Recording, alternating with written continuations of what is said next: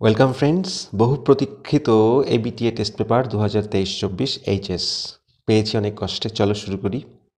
আলোচনা করব MCQ, SCQ এবং গ্রামার। Page number 26। প্রথমটি দেখে নাও। The girl could not bear to sit in a train for more than dash hours. কত আওয়ার্সের বেশি মেয়েটি ট্রেনে বসতে পারতো না? এর উত্তর হবে 2 or 3 আওয়ার্স, 2-3 ঘন্টার বেশি। The number of people who ate every day at Dr. Kalam's house were dash. যত সংখ্যক লোক ডক্টর কালামের বাড়িতে খেত কতগুলি তারা? Very few outsiders, only members of the family, more outsiders than all the members of the family put together.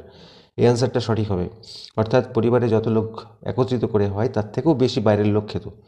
Next, the women শুক the boy until his teeth dash. খুব ইম্পর্টেন্ট।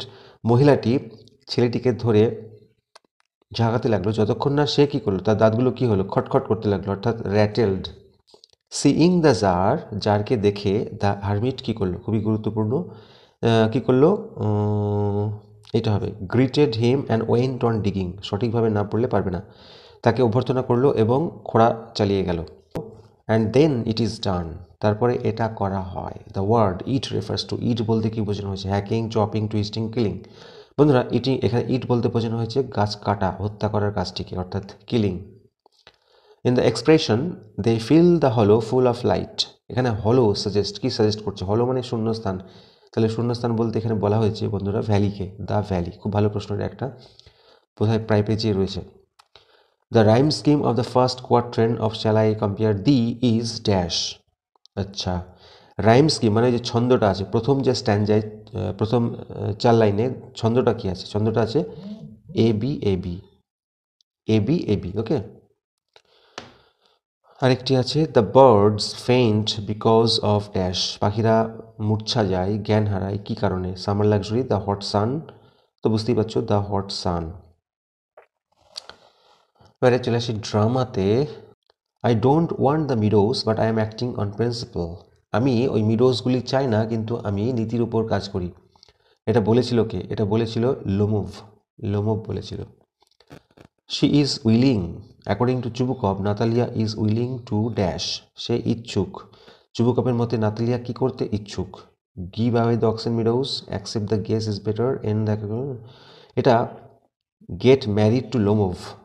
আমার যতদূর মনে হচ্ছে, আমি এটা খুঁজে এখনও পাইনি, তোমরা যদি খুঁজে পাও অবশ্যই জানিও, তবে আমার এটাই মনে হচ্ছে।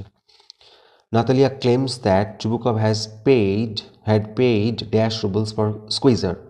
নাতালিয়া দাবি করছে যে চুবুকভ কত টাকা পে করেছে স্কুইজারের জন্য? অবশ্যই 85 রুবলস। আর লোমোভের কুকুরের দাম হচ্ছে 125। ওকে, Natalia says that she will prove her right over the meadows.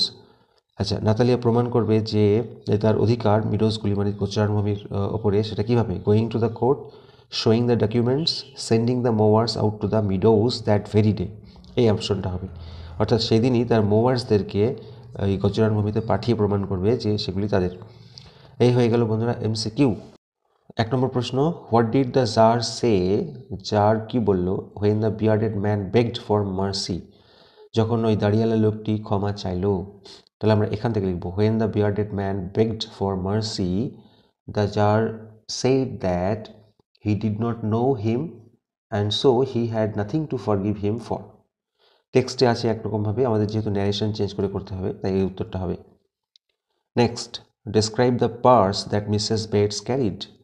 Mrs Washington Bates যে পার্সটাকে ক্যারি করতে, সেটা বর্ণনা করো। তাহলে আমরা সরাসরি লিখে দেবো, Mrs Bates carried a large purse that had everything in it but hammer and nails. প্রথম লাইনের দিকেই রয়েছে টেক্সটে। আচ্ছা, next, what did doctor Kalam see? Doctor Kalam কি দেখতে পেতেন? When he came out of the mosque after the evening prayers with his father. বাবার সাথে সন্ধ্যাবেলায় ইভিনিং প্রেয়ার মানে সারার পরে বেরিয়ে আসতেন যখন মস্ক থেকে, তখন কি দেখতে পেতেন? তাহলে আমরা এখান থেকে লিখব হোয়েন হি কেম আউট, হি এর জায়গায় লিখব ডক্টর কালাম। তাহলে when doctor Kalam came out of the mosque after the evening prayers with his father দিয়ে উত্তরটা লিখব, he saw people of different religions would be sitting outside waiting for him. Number, what made the narrator wish to raise his hand and touch the girl's hair. তোমরা শুধু হোয়াটের জায়গায় লেখো the perfume from the girl's hair, মেয়েটির চুল থেকে আসা সুগন্ধ ন্যারেটরকে উদ্দীপ্ত করেছিল তার চুল এবং হাতটাকে টাচ করতে, তার হাত রেইজ করতে এবং তার চুলটাকে টাচ করতে। How did the narrator initiate the conversation with the girl, মেয়েটির সঙ্গে ন্যারেটর কীভাবে কথোপকথন আরম্ভ করলো? তাহলে আমরা লিখব the narrator initiated the conversation with the girl by asking her if she was going to Dehra. ওখানে ছিল না are you going to Dehra, এটা আমরা ন্যারেশন চেঞ্জ করে করবো। How did the narrator initiate হয়ে গেল who was bestowed the title of Bahadur in strong roots, strong roots গল্পে বাহাদুর টাইটেল কাদেরকে দেওয়া হয়েছিল? তাহলে আমরা হুইয়ের জায়গায় জাস্ট অ্যান্সারটা লিখে দেবো, লিখব one of Kalam's mother's forebears, লিখবে one of Kalam's mother's forebears, কালামের মায়ের কোনো এক পূর্বপুরুষকে। Describe the appearance of Roger when Mrs Bates caught him, যখন মিসেস বেটস তাকে ধরেছিল তার চেহারার বর্ণনা দাও। আমরা লিখতে পারি Roger had a dirty face, he looked as if he were 14 or 15, frail and willow wild, he was in his tennis shoes and blue jeans. দিদি এই পড়েছিল, ব্যাস। আটেরটা একটা ভালো প্রশ্ন, what did the jar do, jar কী করলো when the sun began to Singh behind the trees, গাছের আড়ালে যখন সূর্য অস্ত গেল। ভালো করে না পড়লে খুব সম্ভব নয়।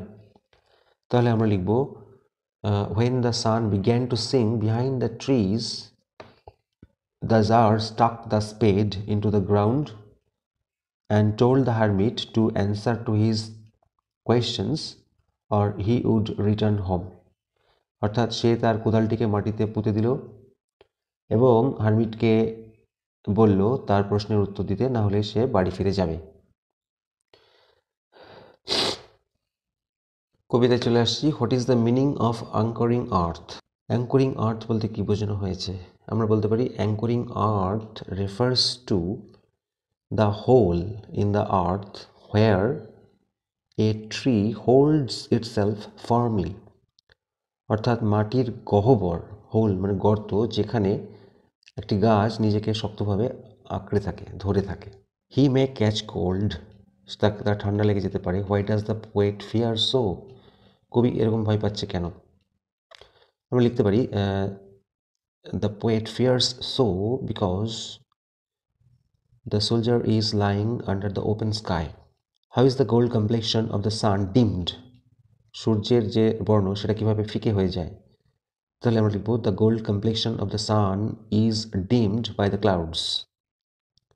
What does the cricket song seem to one in drowsiness half lost, তন্দ্রাচ্ছন্ন অবস্থায় একটা লোকের কাছে ক্রিকেটের গানকে কী মনে হয়?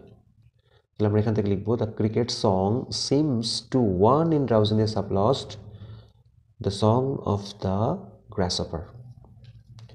Which season does the sestet of the sonnet the poetry of earth portray, অর্থাৎ প্রথম 8 লাইনকে বলা হয় অক্টেভ আর পরের 6 লাইনকে সেস্টেট। তাহলে পরের 6 লাইনে কোন ঋতুর কথা বলা হয়েছে? অবশ্যই উইন্টারের কথা বলা হয়েছে, তাই না? তাহলে আমরা লিখব the sestet of the sonnet the poetry of earth portrays winter. Mention two adjectives Shakespeare uses to describe the beauty of his friend, দুটো বিশেষণ যেটা তার বন্ধুকে বিবরণ করার জন্য শেক্সপিয়ার ব্যবহার করেছেন, সেটা কি কি? সেটা হচ্ছে বন্ধুরা লাভলি অ্যান্ড টেম্পারেট। কী লিখবো তাহলে?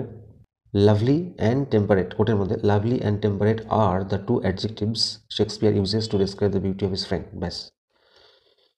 From the mountain top stream the sun's rays, পর্বতের চূড়া থেকে ঝরে পড়ছে সূর্যের রশ্মি। Mention the figure of speech here, আচ্ছা ফিগার অফ স্পিচ কোনটার মধ্যে হবে? এটা একটা পার্সনিফিকেশন হবে, মানে কোনো ব্যক্তির রূপ দেওয়া। আচ্ছা যেমনভাবে সূর্যের রশ্মি ঝরে পড়ছে মাউন্টেনের চূড়া থেকে, যেন কোনো ব্যক্তি নেমে আসছে সেটা বলতে চেয়েছে, সেই জন্য এটাকে বলা হচ্ছে personification.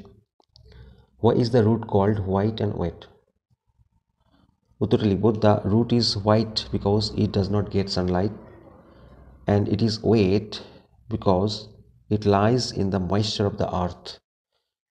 I was becoming quite daring, আমি ভীষণ সাহসী হয়ে উঠছিলাম, কিন্তু এটা আমার পক্ষে নিরাপদ মন্তব্যই ছিল। দেখো বার্থ দিয়ে জয়েন করা আছে, যখন বার্থ দিয়ে জয়েন করা হয় তখন কমপ্লেক্স করতে বললে দৌ বা অলদো ইউজ করতে হয়, আর সিম্পল করতে বললে ইন স্পাইট অফ ইউজ করতে পারি। ইন স্পাইট অফ মানে সত্ত্বেও, in spite of becoming, become মানে হওয়া, আবার বিইং মানেও হওয়া। এখানে যেহেতু বিকামিং দেওয়া আছে তাই করব। In spite of becoming quite daring, but উঠে যাবে, it was a safe remark for me. For me কেন অ্যাড করলাম, দেখো এখানে বলেছে আই ওয়াজ বিকামিং কোয়াইট, আমি আছি, তাই না? পরেরটি দেখে নেব। দেখো, his answer filled me with strange energy and enthusiasm. এটা খুব ইম্পর্টেন্ট একটা grammar. His answer subject, field হচ্ছে ভার্ভ, মি মানে আমাকে, এটা হচ্ছে অবজেক্ট। তাহলে অবজেক্টের সাবজেক্ট হয়, মি থাকলে আই হবে, আই। তারপরে টেন্স অনুযায়ী বিভাগ বসে, এটা যেহেতু পাস্ট টেন্সে আছে তাহলে আমাদের কী করতে হবে, আইয়ের পরে ওয়াজ বসবে। আই ওয়াজ ফিল্ড, তারপরে ভার্বের থার্ড ফর্ম ফিল্ডের পরে কিন্তু বাই বসে না, কি বসে, উইথ বসে। দেখো এখানে খেয়াল করে, with a strange energy and enthusiasm, এটা দিয়ে দিলেই আর আমাদের উইথ বসাতে হবে না, এটা আমরা বসিয়ে নেব। With a strange energy and enthusiasm, আচ্ছা লাস্টে কি লিখবো, লাস্টে বাই লিখতে হবে, হিজ অ্যান্সার, সাবজেক্টই অবজেক্ট হবে। তারপরে কি আছে, the women said what did you want to do it for, narration change. যেহেতু প্রশ্নবাচক তাহলে আমাদের সেইড বা সেইড টু থাকলে কী করতে হবে, আস্কড করতে হবে। তাহলে the woman asked, WH word দিয়ে শুরু হয়েছে রিপোর্টেড স্পিচটি, তাহলে ডব্লিউএস ওয়ার্ডটি বসে যাবে, হোয়াটই বসবে। বলছে what did you want to do that for, আচ্ছা তুমি কি করতে চেয়েছিলে, তাহলে এখানে সাবজেক্ট হচ্ছে ইউ, মানে কাকে জিজ্ঞেস করেছে, আমরা জানি ওই রজারকে, তাহলে আমরা এখানে হি করতে পারি, হোয়াট হি। তারপরে দেখো দুদিকে পাস্ট টেন্স আছে, এদিকে ডিড আছে, এদিকেও সেড আছে, দুদিকে পাস্ট থাকলে পাস্ট পারফেক্ট হয়, তাহলে হোয়াট হি হ্যাড, আর ওয়ান্টেড থার্ড ফর্ম হচ্ছে wanted, what he had wanted, তারপরে যা আছে do that for. The woman asked what he had wanted to do that for. Next প্রশ্ন, when the Tsar approached, the hermit was digging the ground in front of his house. ভালো করে বুঝতে হবে, splitting খুব important, দুটো সাধারণ simple sentence বানাতে হবে, সরল বাক্য। বলছে যখন জার পৌঁছালো, হারমিট তখন খুঁড়ছিল, তাই তো? তাহলে প্রথম কাজ কোনটা হলো, এক নম্বরে লিখব the tsar approached the hermit. তারপরে সেন্টেন্স কি হলো, হারমিট তখন খুঁড়ছিল, দ্য হারমিট ওয়াজ ডিগিং দিয়ে যা যা আছে পুরোটা। পাঁচেরটি বলেছে the humming insects don't disturb his rest, humming insects বিরক্ত করে না তার বিশ্রামের। Use adjective form of disturb, বন্ধুরা ডিস্টার্বের অ্যাডজেক্টিভ ফর্ম কি বলবো, ডিস্টার্বিং। তাহলে আমরা লিখতে পারি, বলছে এখানে হামিং ইনসেক্টসরা ডিস্টার্ব করে না, অর্থাৎ হামিং ইনসেক্টসরা ডিস্টার্বিং হয়ে ওঠে না তার রেস্টের প্রতি। তাহলে উত্তরটা হবে দ্য হামিং ইনসেক্টস